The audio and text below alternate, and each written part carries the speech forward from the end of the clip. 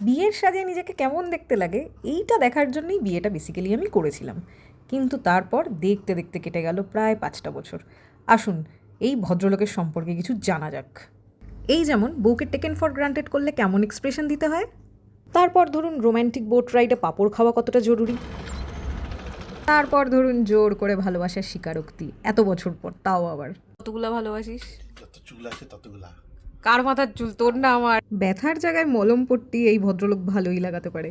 হ্যাঁ, আগে ব্যথা লাগলে সবার আগে মায়ের কথা মনে পড়তো, তবে এখন সেই জায়গাটাই ভদ্রলোক বেশ ভালোভাবে নিয়ে নিয়েছে। তবে একটা কথা বলে রাখি, ব্যান্ডেজ করার পরে কিন্তু ব্যথা আমার বেশিই হয়েছিল। ভদ্রলোকের আবার বউ সাজার সুপ্ত বাসনাও আছে কিন্তু। ছুটি পেয়ে ঘুরতে যাওয়ার আনন্দ একটা বাচ্চারও বোধহয় এর থেকে কম হয়। আর রাত 2টোর সময় বাস থেকে নেমে এসব ছাই পাশ না খেলে তো যেন ঘুরতে যাওয়াটাই বৃথা। ভদ্রলোকের আরেক নাম মেঘদূত, কেন তা বলছি। পরের মাসে তুই রাজস্থানে বৃষ্টি করিয়েছিস, বল বল। আর মরুভূমিতে নিয়ে যাবে, শস্য শ্যামলা হয়ে যাবে। যে কোনো মাসে যেই জায়গাতেই ঘুরতে যাওয়া হোক না কেন, অর্ঘ্য সাথে থাকলে সেখানে বৃষ্টি অনিবার্য। এই কারণেই ওকে মেঘদূত বলা হয়। ভিক্টর দা, মনে পড়ছে তো? এ আজকে জয়পুরে এত রোদ কি করে? হ্যাঁ, তুই আজকে ফর্মে নেই? সকালে কি করেছিস যে এত রোদ? কালকে বৃষ্টি ছিল, আজকে এত রোদ।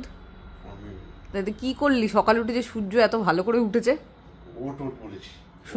সূর্যকে বলেছিস ওঠ? ওট কিরম করে বলেছিস?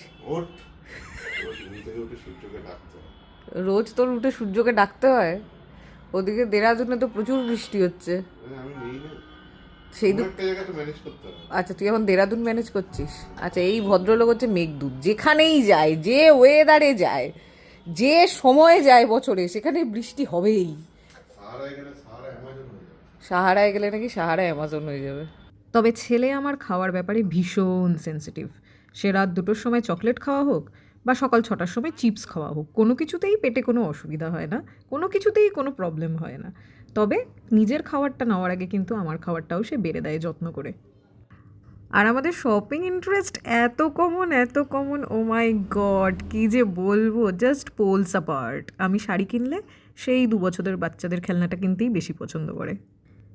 বাকি ওই যে বললাম, খাওয়ার ব্যাপারে ছেলে আমার ভীষণ সেন্সিটিভ। সব সময় কিছু না কিছু উল্টো পাল্টা সে খেয়েই। এসব দেখে যদি আমি বলি তোকে ছেড়ে চলে যাবো, তাহলে তার রিয়াকশনটা যে কি হয় সেটাও দেখে নিন।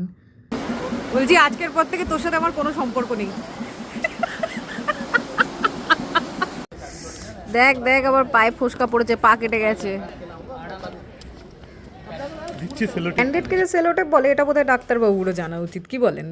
ভালো ছবি সেটা আবার কি জিনিস? আমাদের যেটা ওঠে সেটা হচ্ছে ক্যান্ডিড ছবি, কারণ এই ভদ্রলোকের ক্যামেরাতে ভীষণ অ্যালার্জি।